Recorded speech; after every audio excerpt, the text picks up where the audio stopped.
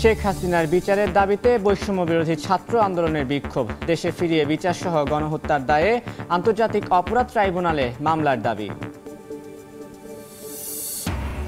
ভারতে বসে দেশ অস্থিতিশীল করার ষড়যন্ত্র করছেন শেখ হাসিনা। ডক্টর ইউনূসের সঙ্গে বৈঠকের পর মির্জা ফখরুল 25 সচিবের সঙ্গে বৈঠকে সড়ক পথ চালুর সিদ্ধান্ত। দীর্ঘদিন বন্ধ থাকার পর চালু হচ্ছে রেলপথ। আজ চলবে মেইল, লোকাল ও কমিউটার ট্রেন। স্বস্তি ফিরেছে যাত্রীদের মাঝে।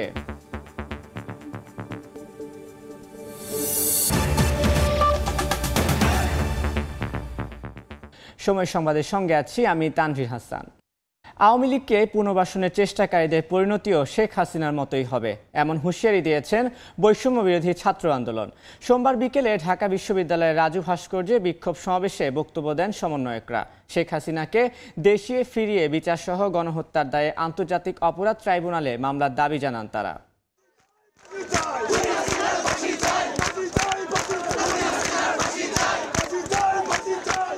আবারও ঢাকা বিশ্ববিদ্যালয়ের রাজু ভাস্কর্যের সামনে শিক্ষার্থীরা, তবে এবারের জমায়েত আন্দোলনে সহযোদ্ধাদের হত্যার বিচার দাবিতে। বৈষম্য বিরোধী ছাত্র আন্দোলনের বিক্ষোভ সমাবেশে বক্তব্য রাখেন সমন্বয়করা। ছাত্র জনতাকে হত্যাকাণ্ডের নির্দেশদাতা শেখ হাসিনাকে দেশে ফিরিয়ে বিচারের পাশাপাশি আন্তর্জাতিক অপরাধ ট্রাইব্যুনালে মামলার দাবি জানান তারা। যতবার এই আশঙ্কা হোক, আমরা ঐক্যবদ্ধভাবে সকল কু দমন করব।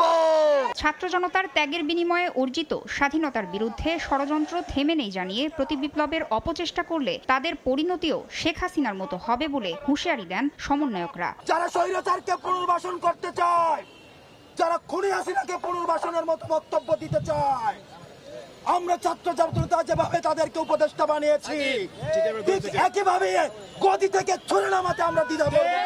সমাবেশ শেষে বিক্ষোভ মিছিল নিয়ে ক্যাম্পাস প্রদক্ষিণ করেন শিক্ষার্থীরা। এর আগে সকালে প্রধান উপদেষ্টার বাসভবন যমুনার সামনে রাষ্ট্র সংস্কারের 7 দফা দাবিতে বিক্ষোভ করেন আন্দোলনকারীরা। তাসনিয়া নিশাত, মিম, সময় সংবাদ, ঢাকা। ভারতে বসে দেশ অস্থিতিশীল করার ষড়যন্ত্র করছেন শেখ হাসিনা, এমন অভিযোগ করেছেন বিএনপির মহাসচিব মির্জা ফখরুল ইসলাম আলমগীর। ছাত্র জনতার গণঅভ্যুত্থান ও অন্তর্বর্তী সরকারকে বিতর্কিত করার চক্রান্ত চলছে বলে দাবি তার। সোমবার বিকেলে প্রধান উপদেষ্টা ডক্টর মোহাম্মদ ইউনূসের সঙ্গে বৈঠক শেষে একথা বলেন বিএনপির মহাসচিব।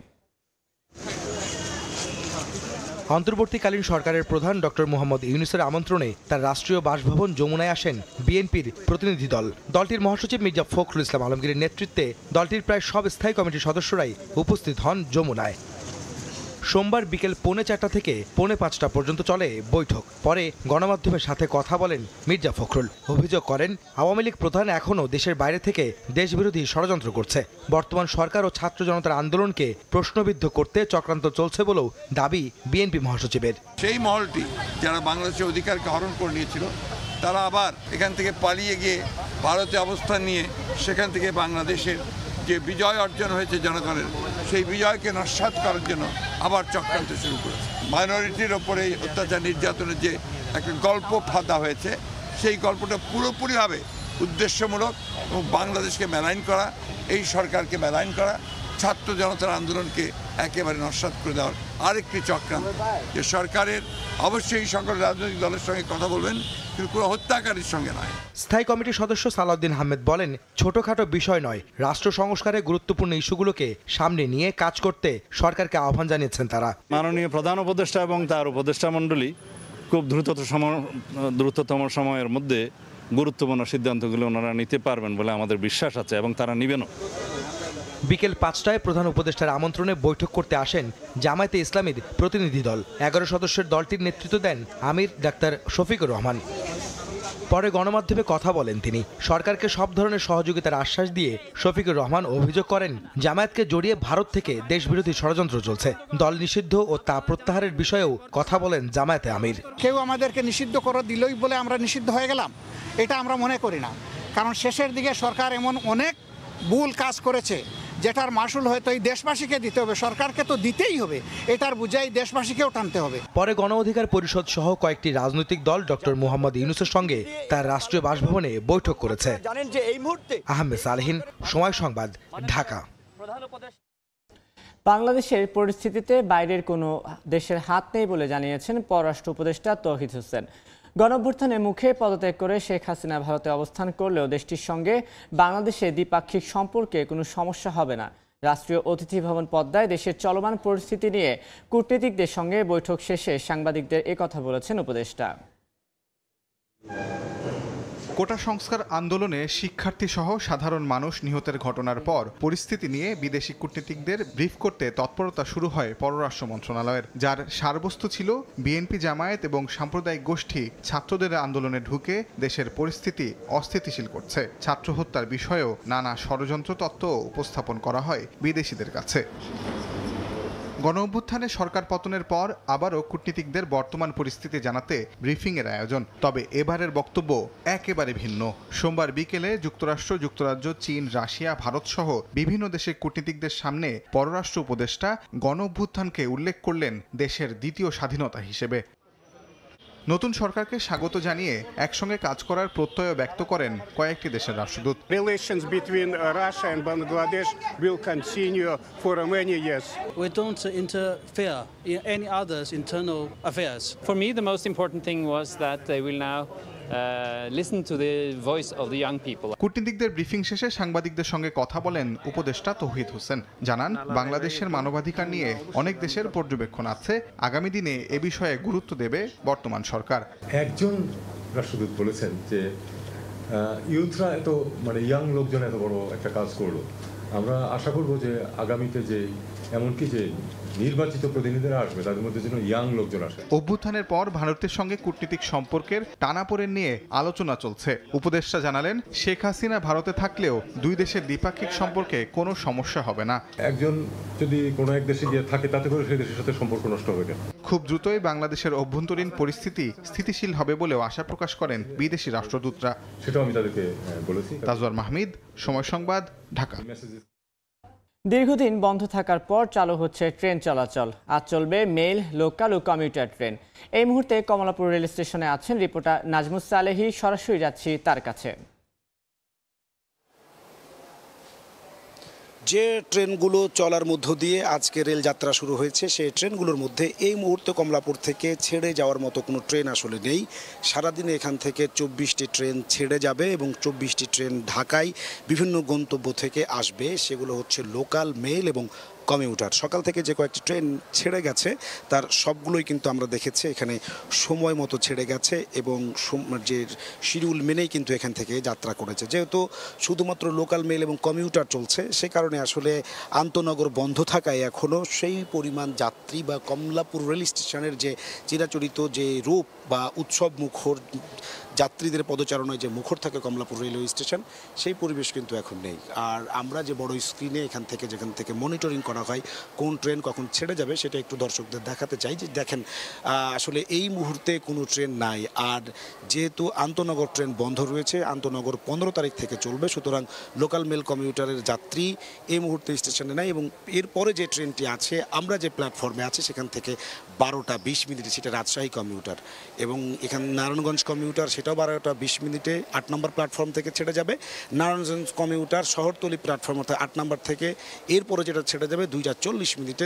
জামালপুর কমিউটার দেওয়ানগঞ্জের উদ্দেশ্যে যাবে 3টা 40 মিনিটে। নারায়ণগঞ্জ কমিউটার আরও একটি ট্রেন শহরতলি প্ল্যাটফর্ম অর্থাৎ 8 নম্বর প্ল্যাটফর্ম থেকে ছেড়ে যাবে 4টা 50 মিনিটে। সুতরাং এই মুহূর্তে এই কোনো যাত্রী চাপ আসলে কমলাপুর রেল স্টেশনে নেই এবং শুধুমাত্র লোকাল মেইলের কারণে তাদের যে যাত্রীরা সকালবেলায় বিশেষ করে ময়মনসিংহ এবং জামালপুরের যে 2টি ট্রেন ছেড়ে গেছে, সেই ট্রেনগুলোতে যাত্রী চাপ কিছুটা বেশি ছিল এবং হচ্ছে যে যেহেতু এই মুহূর্তে নেই, বলা চলে এই কমলাপুর রেল স্টেশন আপাতত যাত্রী শূন্য। গতকাল বিকেল 5টা থেকে আন্তনগর ট্রেনের টিকিট বিক্রি শুরু হয়েছে একসাথে কাউন্টার এবং হচ্ছে অনলাইনে। শুধু আপনি জানেন যে লোকাল মেলের যে টিকিট সেগুলো আসলে বিক্রি হয় না, অনলাইনে শুধুমাত্র কাউন্টারে বিক্রি হয়। সুতরাং অনেকদিন পর অচলায়তল ভেঙে কাউন্টারের সামনেও কিন্তু যাত্রীদের আনাগোনা বাড়ছে। যাত্রীরা বলছেন এই ট্রেন চালুর মধ্য দিয়ে তাদের অনেকটা স্বস্তি এখন ফিরে এসেছে। যাতায়াতের যে ভোগান্তি ছিল তা কিছুটা কমে যখন আন্তনগর পুরোদমে শুরু হবে তখন তাদের সেই ভোগান্তি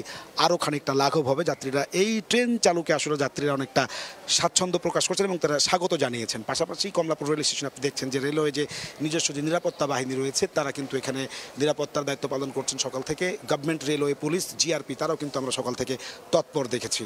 সব মিলিয়ে বলা চলে ট্রেন ছাড়ার কারণে তারা স্বস্তি প্রকাশ করছেন যাত্রীরা, এবং রেলের পক্ষ থেকে বলা হচ্ছে আগের সমস্ত অনিয়ম দুর্নীতি রুখে দিয়ে নতুন প্রত্যয়ে একটি যাত্রী বান্ধব সেবাধর্মী রেল গড়ার জন্য তারা নতুন প্রত্যয়ে কাজ করবেন। এই ছিল আমার কাছে কমলাপুর রেল স্টেশন থেকে সর্বশেষ। এতক্ষণ সরাসরি যুক্ত ছিলাম কমলাপুর রেল স্টেশনে। আবারও কর্মচাঞ্চল্য বাড়তে শুরু করেছে রংপুরের থানাগুলোতে। এছাড়া ট্রাফিক পুলিশও কাজে যোগ দেওয়া শৃঙ্খলা ফিরেছে নগরীতে। তবে বিশ্লেষকরা বলছেন ভাবমূর্তি ফেরাতে জনসেবায় গুরুত্ব দিতে হবে বাহিনীর সদস্যদের। সবাইকে সঙ্গে নিয়ে সম্মিলিতভাবে আবারও পুলিশের উপর আস্থা ফেরানোর প্রত্যাশা। শাকিল মাহমুদের ক্যামেরায় নাজমুল ইসলাম নিশাতের রিপোর্ট।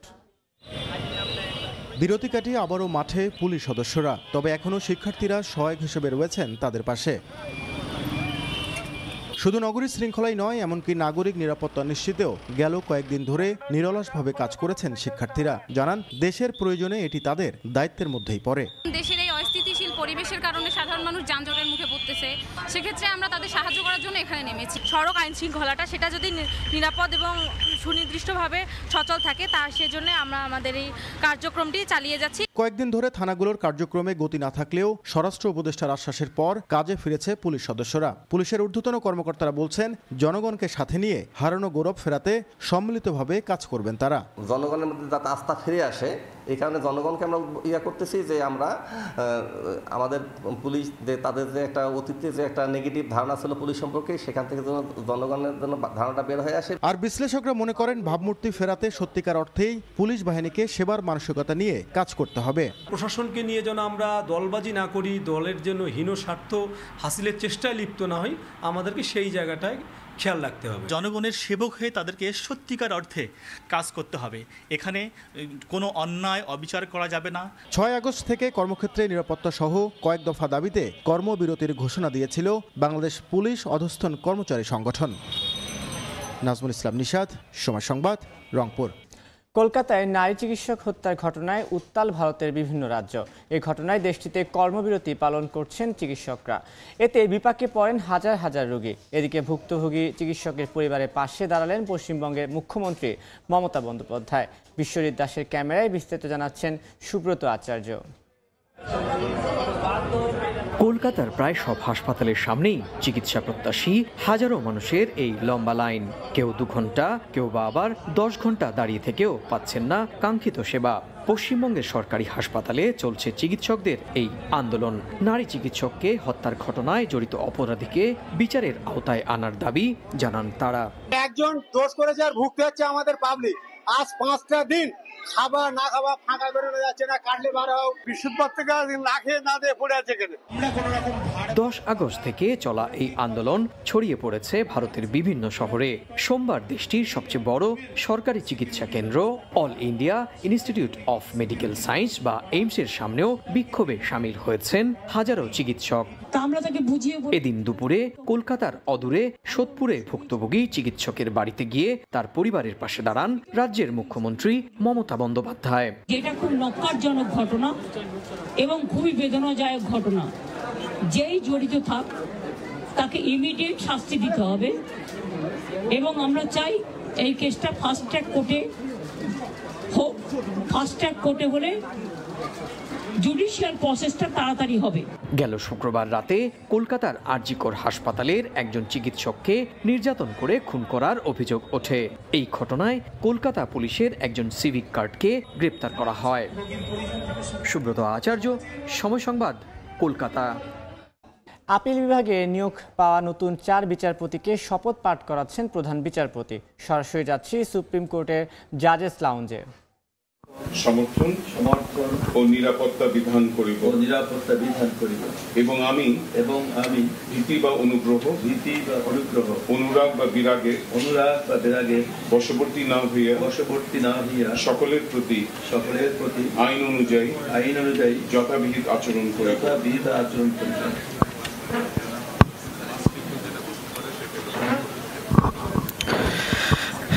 আপিল বিভাগে নিয়োগ পাওয়া সদ্য 4 বিচারপতির শপথ অনুষ্ঠিত হয়ে গেল।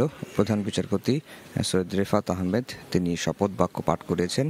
আজকে যাদের শপথ হয়েছে, যে 4 জনকে নিয়োগ দেওয়া হয়েছিল, তার মধ্যে বিচারপতি জুবাইর রহমান চৌধুরী তাকে শপথ পড়িয়েছেন, বিচারপতি সৈয়দ মোহাম্মদ জিয়াউল করিম তাকে শপথ পড়িয়েছেন, বিচারপতি মোহাম্মদ রেজাউল হক তিনিও শপথ নিয়েছেন, বিচারপতি SM ইমদাদুল হক তারা শপথ নিয়েছেন। আর এই শপথ অনুষ্ঠানে হাইকোর্ট বিভাগের বিচারপতিরা যেমন উপস্থিত রয়েছেন, ঠিক তেমনি অ্যাটর্নি জেনারেল মোহাম্মদ আসাদুজ্জামান তিনি উপস্থিত আছেন।